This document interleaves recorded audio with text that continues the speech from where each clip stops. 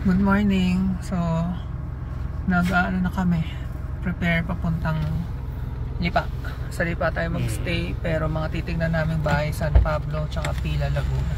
Kasama yung dalawang babies. Yung ibang babies may iwan kay Paul. Anyway, magpapaalam na ako kay mama. Hindi na siya sasama eh. Original plan kasama siya. Pero nagbago isip. Dami niya kasing dala. Diretso na lang daw siya sa bahay. Kuha din akong tubig. Stopover muna kami dito sa may Petron sa NLEX. Yan. Mag-breakfast lang kasi hindi pa kami nagbe-breakfast. Naka-order na ako ng Subway Veggie Delight.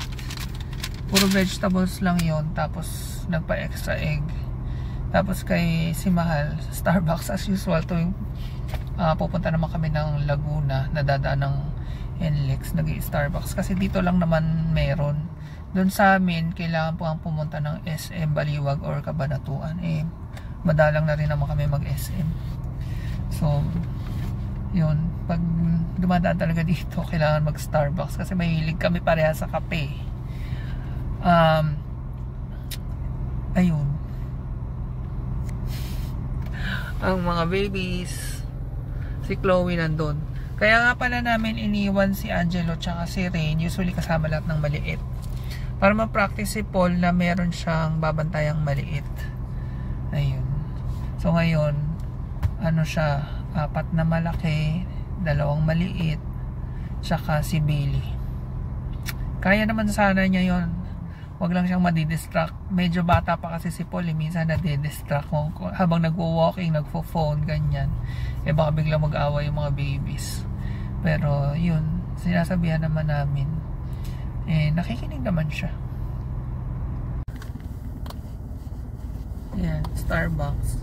Sabi ko, bihira naman tayo mag-Starbucks mga kasi mukha lang lagi, pero bihira. Tuwing dadaan lang kami ng NLEX or SLEX. Tsaka ang maganda dun sa Starbucks, meron si Mahal, ano yung card. Pero sa sa phone na lang.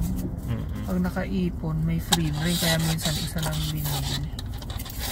Anyway, breakfast muna kami. Convenient, bawas expense na cash. Kasi pwedeng mag-load online. Decaf to. Decaf yan.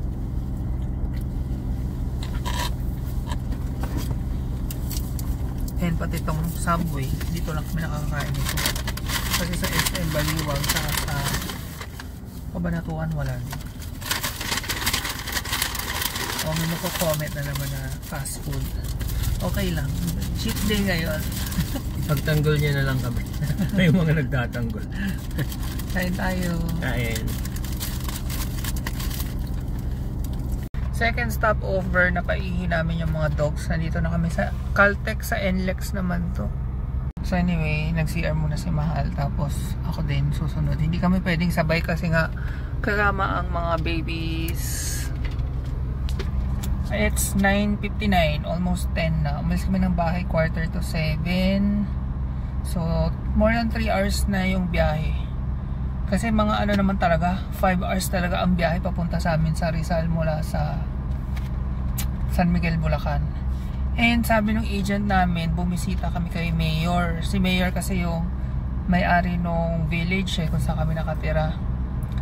Courtesy call lang daw. Eh kaso sabi namin, ngayon baka hindi abot kasi 3 bahay ang titingnan namin ngayon. So hindi kami makakapuntang Rizal hanggang San Pablo lang. Tomorrow sa Pila, Laguna naman yun. Makakadaan kami ng Rizal, so pwede kami dumaan bukas kay Mayor. Try kong mag-vlog or magpa-picture. Nahihiya kasi ako eh. Yun lang. So kaya din naman confident kami bumili dun sa lote, dun sa village, kasi si Mayor nga yung may-ari. So parang mas kami, tiwala na hindi kami maloloko. Ganun. Anyway, ayun lang.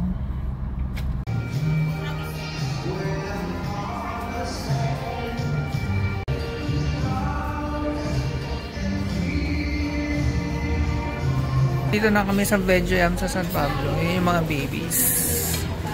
Ang aming ulam ay curry, tsaka laing sa akin. Kay Mahal ay curry din, tsaka meatballs. Ay, meatballs, vegetables. Buko juice, and calamansi. Kain tayo. Ito na talaga yung regular namin karinderya pag nandito. Libre yung tripod.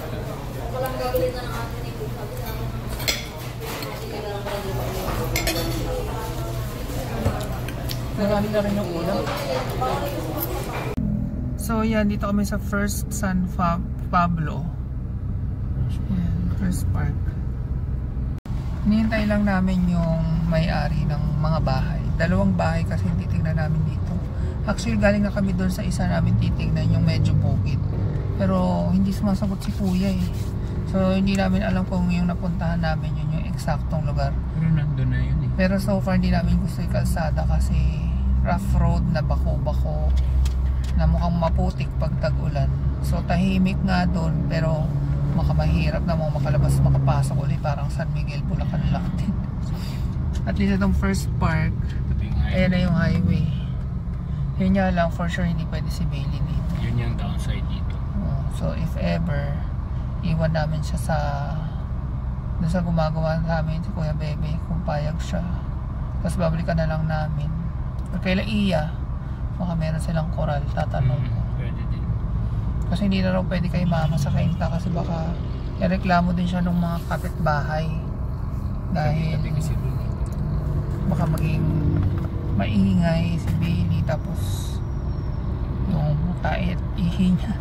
Although hindi naman mabaho yung tae ni Bailey, hindi kagaya sa mga nagbababuyan na ang baho talaga. Hindi kasi siya nag-feeds. Oo, more on gulay at fruit si Bailey.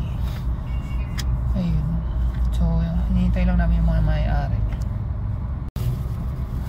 Habang naghihintay, pumapak ng lansones. Magpaitim tayo ng ano, magpaitim ng ano, 120 ang kilo. Sarap naman siya. Sa Rizal, sa mga group, may nagbebenta pero 100, pero Rizal pa yun eh. Oo. Ito may pwesto, May yun mga walang itlog pwesto. ng insekto. Mga aphids. Pero okay lang ito. Oo, nasa labas lang. Kain. Buksan mo para. Baka tumalsik, di ba? Juice. Ganyan. Diba? Maasim-asim siya na matamis. Kaya masarap, naglalaban.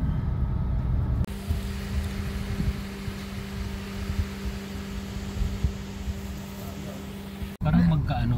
Naiwan ng may-ari yung susi ng bahay sa pagmamadali, nataranta siya sa amin. Kawawa naman, ang bait pa naman ni tatay.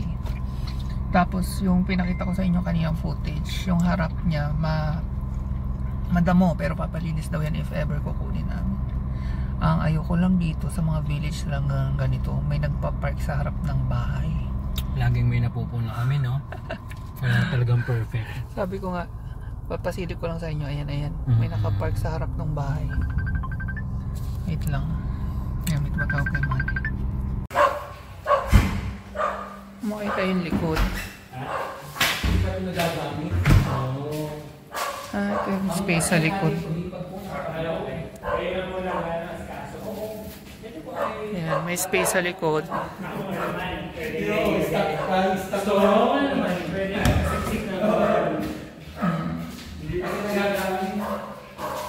May ano. Ganda. May shower. Okay. Oo. Parang may gubat nga. May mga pibig. Walang kapitbahay sa likod. Parang meron doon mga bahay. Ayan, nakita tayo sa taas.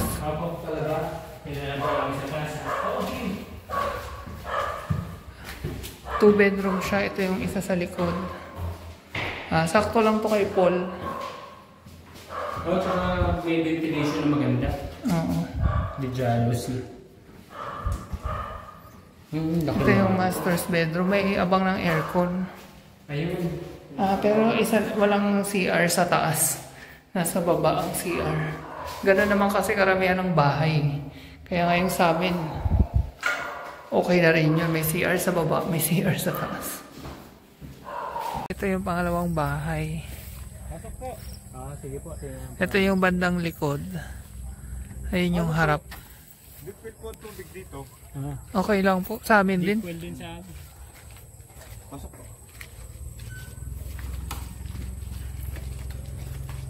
Ito po ay isang Pedro. Ay, malaki nga siya. Pedro po. San Pedro. Pasok po, sige, pasok po. Yan. Kung may kasama na ang kutsyon eh. Ito na yung isang kwarto. Wala nga lang kesame. Tapos dito, daan, ay ito yung banyo.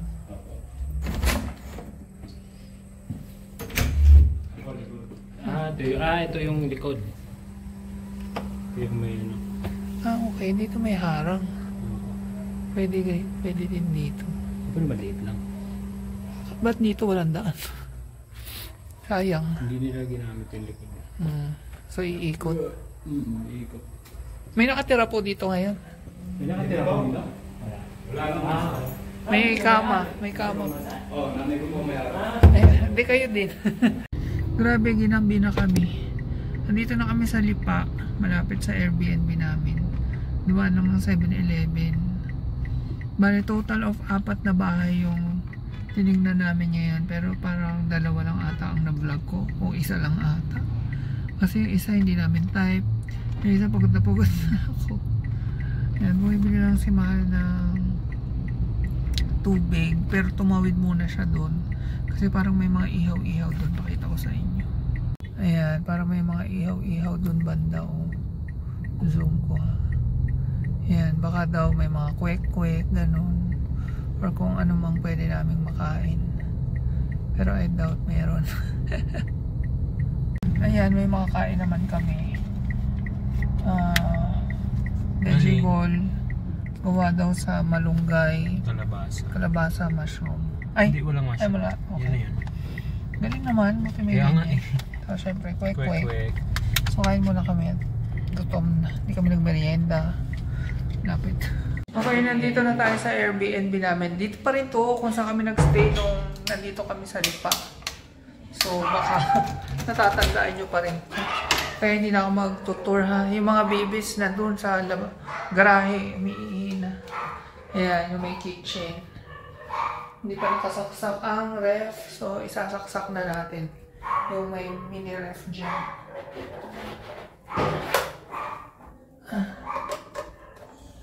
Yan. Nakasaksak na. Tapos, pakita ko lang yung mga binili naming prutas sa daan. Bukod sa lansones na nakita nyo kanina. Ayan, may ang tawag ito? Mangustin. Yan, medyo mahal. 170 ang kilo. Itong santol, 60 ang kilo. 2 kilo binili namin. Gagawin natin walang kasawa-sawang sinantolan. Habang meron pa. Kasi baka after niya next year na ulit. Anyway, order muna kami food. Ayaw ka pala. Nakaligo na ako. Nakapangtulog na nga ako eh. Pero kakain muna kami. Tinan yung mata ko. Antok na. Wala pa rin yung order namin. Na-cancel yung una kasi hindi makita yung restaurant. Itong pangalawa, sana makita na. Pero 9 to 9:15 pa ang dating. Tagal. Si Mal naliligo, yung mga babies nakakain na, nagwo-walking doon. Tok na ako. Akala ko kumuha ng plain rice. Pagumutan ko. Yan ang aming dinner. Bawal sa akin ang tokwa, so sobrang konti lang. Bawi na ako sa rice. Ayan, 2. Actually, tawag ito. Yung mga kinakain ko mga ulam, laging sobrang konting-konti. More on rice talaga ako. Kaya nag-lose pa rin ako ng weight. Kahapon nagtimbang kami. Nabawasan naman ako ng 0.3. Kasi ilang calories lang naman ng rice din. Kaya nakaka 2,000 ako per day. Hindi ako maabot doon. Tapos, kunyari kakain akong apple. Ang isang apple, ilang calories lang din. Wala pang 100. Kasi isang apple, busog na ako. So, after ito, kakain tayong mangustin at lansones. Tikman na natin itong sisig nilang tokwa.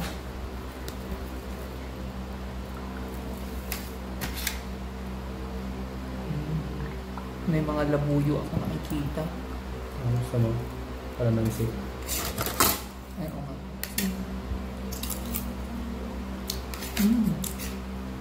Masarap siya. Maanghang. Ang buksan helps prevent kidney stones. So, tapos na kami mag-dinner na iraos naman. Nakadalawang rice ako. Tapos, tikman natin itong mangustin. Prevents kidney stone na. Na nakaka-prevent daw ng kidney stone. Nire-research muna namin yung mga prutas eh. Kasi hindi lahat ng prutas ay low in oxalate. Masarap. Aray, paano mo binuksan? Pipisain mo lang. Hindi ako makulong. Matigas siguro yung isa. Aray, parang bulok. Oh, Ay? bulok. Diba yan? Mahal-mahal pa naman. Ito. At naka-video pa naman. Bulok. Daya ah. Ayan siya. Parang utak.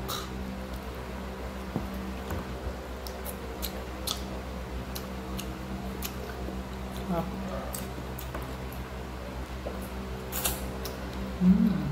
Ang sarap ng walang buto. Ay, iba malaking buto ito. Bitin ang liit ng laman.